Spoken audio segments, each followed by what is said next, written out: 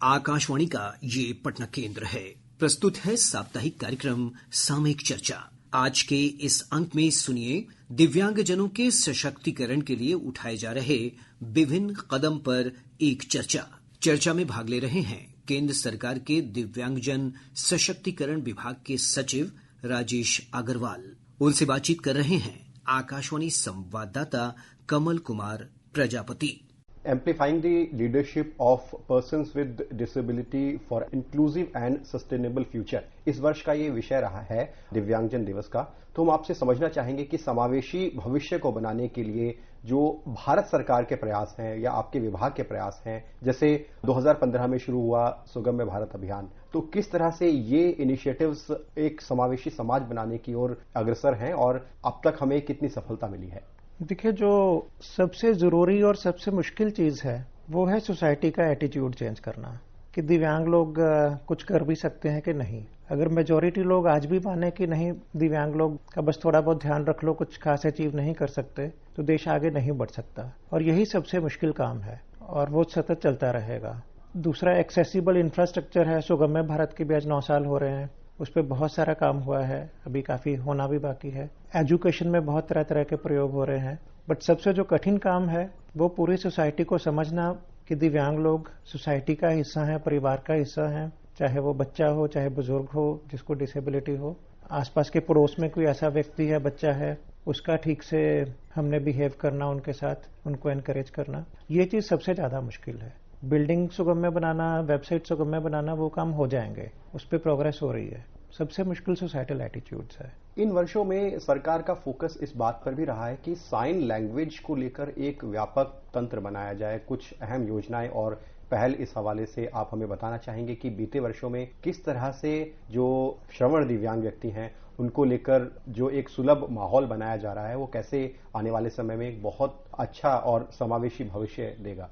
Hearing and speech impaired में fully def लोग भी आ जाते हैं, जिसमें से बहुत कम को कॉकलियर इम्प्लांट वगैरह के साथ बाद में सुनाई देने लग जाता है और बोलने लग जाते हैं। पर ज्यादा जो नंबर्स हैं बच्चों में भी और ऑब्वियसली बुजुर्गों में भी, मतलब हियरिंग इम्पेयरमेंट का, hard of hearing, hearing aid चाहिए या क्या चाहिए, उसमें है।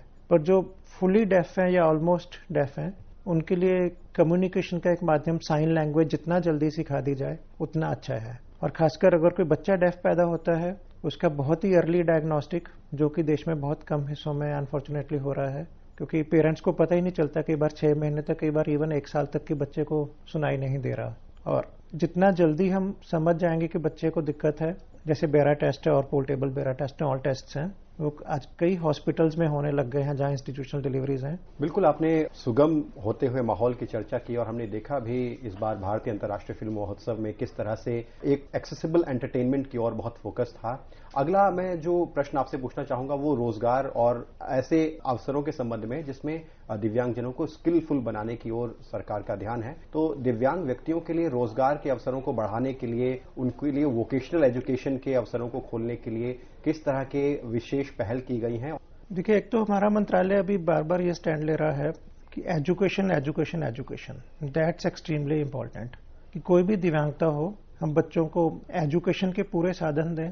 उसमें भी आज की डेट में भी हार्डली 5% बच्चे स्पेशल स्कूल्स में, दिव्यांग बच्चे, 90 to 95% children are actually going to inclusive schools, जो एक अच्छी चीज है कि जितना इंक्लूसिव स्कूल में बच्चे जाएंगे वो तो बेस्ट चीज है कि वो सभी के साथ मिलकर रहें, सोशल इंटरेक्शन भी हो, और स्पेशल एजुकेटर जो चाहिए या कुछ एक्स्ट्रा क्लासेस चाहिए वो उनको प्रोवाइड की जाए। अगर वहां नहीं फिट बैठ रहे या कहीं पे भी थोड़ा ज्यादा सीवियर डिसेबिलिटी है, वही बच्चे हम स्पेशल स्कूल्स में लेके आए, चाहे वो ब्लाइंड स्कूल्स हैं, चाहे डेफ स्कूल्स हैं, चाहे आईडी बच्चों के स्कूल्स हैं। और इन सभी को चाहे स्पेशल स्कूल में हो, और हार्डली 1% पॉपुलेशन ऐसी भी रहेगी दिव्यांग चिल्ड्रन में जो बेसिकली होम स्कूलिंग भी करेंगे। तो हम ऐसी भी 2-3 एनजीओ के साथ काम कर रहे हैं जो होम स्कूलिंग करवाती हैं। बट जितना मैक्सिमम हो वो इंक्लूसिव इंटरेक्शन हो ऐसे बच्चों का, तभी वो जिंदगी में आगे बढ़ेंगे। फिर एजुकेशनल कंटेंट है, जैसे एनसीईआरटी बुक्स हैं, सुगम्य पुस्तकालय पे मोस्टली अवेलेबल हैं। फिर हमने ये निर्णय लिया कि only text books are not enough, बच्चों को स्टोरी बुक्स भी बच्चों के दिमाग के डेवलपमेंट के लिए बहुत जरूरी है। तो आजकल हम ब्रेल में और नेशनल बुक ट्रस्ट के साथ मिलकर स्टोरी बुक्स, ऑडियो बुक्स बहुत सारी लेके आ रहे हैं। अब साइन लैंग्वेज में थोड़ा सा कंटेंट की अभी भी कमी है अनफॉर्चुनेटली, और हम कंसेप्ट बेस्ड वीडियो तकरीबन 200-300 रिलीज हो चुके हैं, जैसे न्यूटन के लॉज क्या हैं, रिगार्डलेस ऑफ क्लास के आप 6वीं में सिखा रहे हो कि 8वीं में सिखा रहे हो, आप कंसेप्ट पूरा साइन लैंग्वेज में बच्चों को समझा दीजिए।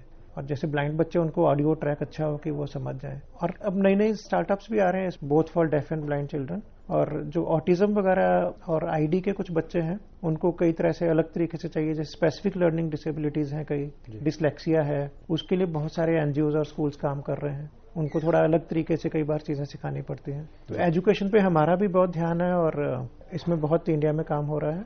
और हायर एजुकेशन में अपने पास अभी 5% रिजर्वेशन भी है, कम से कम सरकारी यूनिवर्सिटीज कॉलेजेस में, और जो गवर्नमेंट फंडेड है उसका लाभ भी बहुत बच्चे उठा रहे हैं। Education is a very critical component. और एम्प्लॉयमेंट में भी देखिए, सरकारी में 4% रिजर्वेशन है, वो रही बात अलग। असली नौकरियां तो प्राइवेट सेक्टर में या एंटरप्रेन्योरशिप में या सेल्फ एम्प्लॉयमेंट में है। तो उस पर भी देश में बहुत सारी एनजीओज और लकीली कॉर्पोरेट सेक्टर भी बहुत बड़े एक लेवल पे आ रहा है साथ में एम्प्लॉयमेंट के लिए।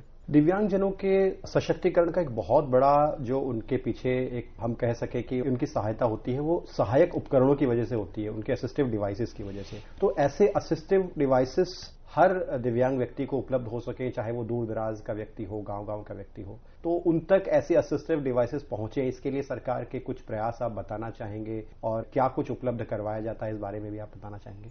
इनफैक्ट हमारे डिपार्टमेंट का 1/3 से ऊपर बजट असिस्टिव टेक्नोलॉजीज पे ही है। और मेरा ये बिल्कुल स्ट्रांग कन्विक्शन है कि assistive technologies can change lives, absolutely.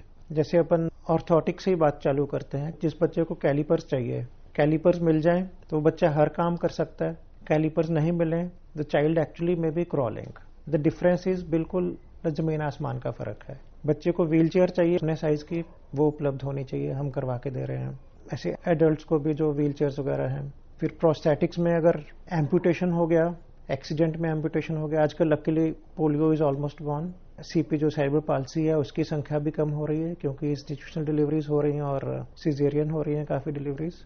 Luckily ये दोनों प्रमाण कम हो रहा है, बट अनफॉर्चुनेटली देश में एक्सीडेंट्स बहुत बढ़ रहे हैं, तो इसलिए लोकोमोटर डिसेबिलिटी एक्चुअली कई जिलों में बढ़ रही है, कुछ ग्रुप्स में। डायबिटिक फुट एम्पुटेशंस देश में अनफॉर्चुनेटली काफी ज्यादा है आज की डेट में। तो ये सब आ जाते हैं prosthetics, good quality and reasonably priced prosthetics. तो अपने देश में luckily compare to western world जो प्राइसिंग है, इवन प्राइवेट मार्केट में देश के प्रोस्थेटिक्स का, ऑर्थोटिक्स का, व्हील चेयर का, लो विजन ग्लासेस का और चीजों का, तो ये काफी कम है। काफी संख्या में तो हम दे देते हैं। वो इनकम लिमिट है हमारी स्कीम में, एडिप स्कीम में, उस पर हमने काफी ज्यादा सिंप्लीफाई भी किया है। पर मार्केट में से भी जिनको खरीदना पड़ता है, उनको इंडिया में prices much better compare to outside.